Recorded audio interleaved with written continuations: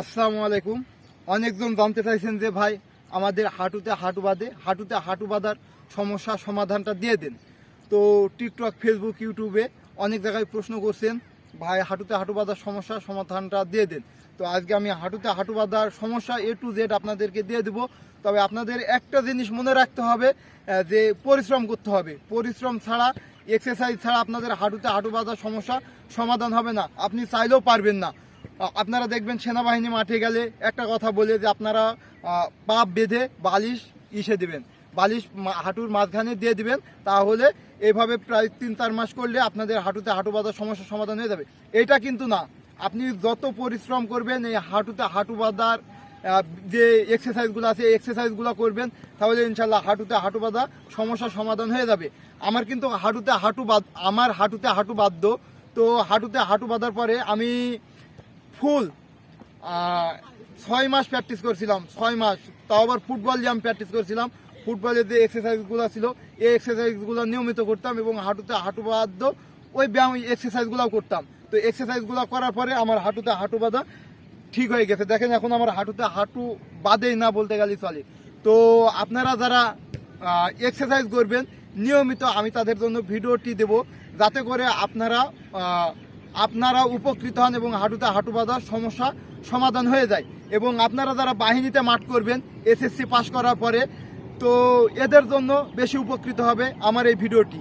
আমার এই এক্সারসাইজগুলো দেখার আগে আমার চ্যানেলে যারা নতুন তারা আমার ফেসবুক পেজকে ফলো দিবেন, টিকটককে ফলো দিবেন এবং ইউটিউব চ্যানেলটিকে সাবস্ক্রাইব করবেন। তো হাঁটুতে হাঁটু বাঁধার প্রথম ব্যায়াম হচ্ছে আপনারা স্কোয়াট দিবেন, এই স্কোয়াট দিবেন। তো স্কোয়াট দিবেন, তারপরে দ্বিতীয়টা হচ্ছে এটা দিবেন, এই স্কোয়াটটা দিবেন। হ্যাঁ, তৃতীয় এইভাবে পাই করবেন। পাই করার পরে একটা বাঁশে দরকার, বাঁশ পুঁতে রাখবেন, ওই বাঁশ ধরে আপনারা এইটা দিবেন। তারপরে এই যে পা ফাঁক করে দিবেন, এই স্কোয়াট দিবেন। হ্যাঁ, এই স্কোয়াট দিলে আপনাদের এই হাঁটুতে হাঁটু বাঁধার সমস্যা সমাধান হয়ে যাবে। তারপরে এই যে পা ফাঁক করে আপনারা এই যে যত দূর পা যায় এইভাবে আপনারা ধরে থাকবেন। তারপরে আপনারা এইভাবে এভাবে আপনারা হাত দুইটা দিবেন, দেওয়ার পরে এইভাবে নাক ঠেকানোর চেষ্টা করবেন আপনাদের হাঁটুতে। এই যে ঠিক এইভাবে হাঁটুতে নাক ঠেকাবেন।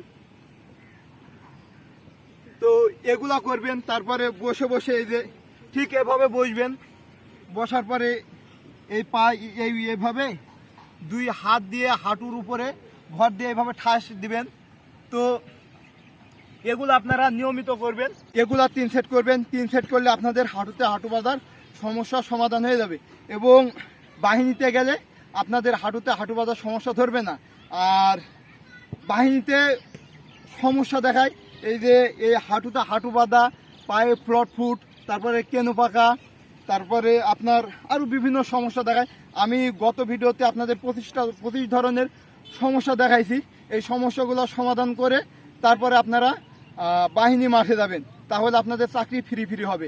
আর যদি এই সমস্যার সমাধান না করে যান তাহলে আপনি মাঠ থেকে বাদ পড়ে যাবেন, এটাতে আপনার আর্থিক ক্ষতি হবে।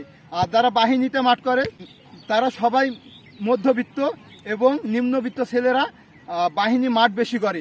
তো যারা নিম্নবিত্ত আছেন এবং মধ্যবিত্ত আছেন তারা অবশ্যই যে 25 ধরনের সমস্যা দেখাইছিলাম এই 25 ধরনের প্রবলেমগুলো সলভ করে যাবেন। আর যদি সলভ না করে যান তাহলে আপনারা একটা ক্ষতির সম্মুখীন হবেন। একটা মাঠ করতে হলে আপনাদের গত ভিডিওতে বলছি 2500 টাকা খরচ হয় একটা মাঠ করতে গেলে। এই 2500 টাকা লাগবে। আর 2500 টাকা একটা মধ্যবিত্ত ছেলে এবং নিম্নবিত্ত ছেলেদের টাকা গুছাইতে হলে কতটা কষ্ট করা লাগে সেটা আমি জানি। তো এই জন্য বলছি যাদের সমস্যা আছে সমস্যাগুলো আপনারা আমাকে বলবেন, ইনশাল্লাহ আমি সমস্যার সমাধান দেওয়ার চেষ্টা করব। এবং প্রতিনিয়ত আমার যে ইউটিউব চ্যানেল আছে, ফেসবুক পেজ, তারপরে টিকটক, এগুলাতে আমি প্রতিনিয়ত ভিডিও ছাড়বো। এই ভিডিওগুলো দেখে নেবেন এবং যারা বাহিনীর জন্য তৈরি হবেন অবশ্যই আমার সাথে যারা বাহিনীর জন্য তৈরি হবেন অবশ্যই আমি তাদেরকে তৈরি করব। আপনাদের কমেন্ট অনুযায়ী আমি আপনাদেরকে তৈরি করব। এই জন্য বলছি যে আপনারা যারা বাহিনী মাঠ করবেন তার আগে অবশ্যই আমার এই ভিডিওগুলো দেখবেন এবং এই ভিডিও অনুযায়ী আপনারা কাজ করবেন। ইনশাল্লাহ দেখবেন যে আপনাদের চাকরিতে কোনো সমস্যা হবে না। আর প্রতিটা ভিডিওতে বলছি যে আপনারা কেউ দালাল ধরে মাঠ করবেন না। দালাল ধরে মাঠ করলে আর্থিক ক্ষতি হবেন। এবং আপনারা দেখেন একটা বাহিনীতে চাকরি করতে হলে অনলি আপনারা কত টাকা বেতন পাবে, মানে যে বাহিনী হোক, যে কোনো বাহিনীতে আপনি এসএসসি পাস করে চাকরি নিতে গেলে আপনার সর্বনিম্ন বেতন হচ্ছে 9,000 টাকা বেসিক, 9,000 টাকা, তারপরে ভাতা টাতা দিয়ে আপনারা 13,000 সামথিং টাকা পাবেন। আর বিজিবি অর্থাৎ এইচএসসি পাস করে যদি বিজিবিতে ভর্তি হন আপনারা 14,000 সামথিং টাকা পাবেন। তো এইটা হচ্ছে যে এসএসসি পাস করার পরে আপনাদের বেতন।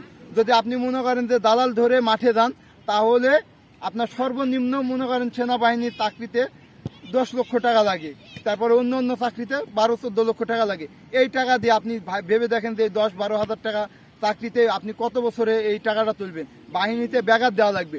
তো এই ব্যাঘাত না দিয়ে আপনারা এই টাকাটা দিয়ে যদি আপনারা উন্নত রাষ্ট্রেও চলে যান তাও আপনারা পারবেন। আবার যদি মনে করেন যে না আমরা আমাদের যতগুলো প্রবলেম আছে এই প্রবলেমগুলো সলভ করে আমি বাহিনী মাঠ করব, তাহলে তাও পারেন আপনারা।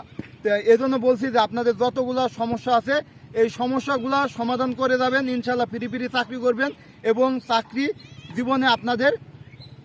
জীবনে আপনারা যে সুখটা অনুভব করবেন। আর যদি টাকা দিয়ে ভর্তি হন, দালাল ধরে ভর্তি হন, তাহলে আপনারা কিন্তু অনেক ডিপ্রেশনে থাকবেন এবং একসময় চাকরির প্রতি অনীহা চলে আসবে।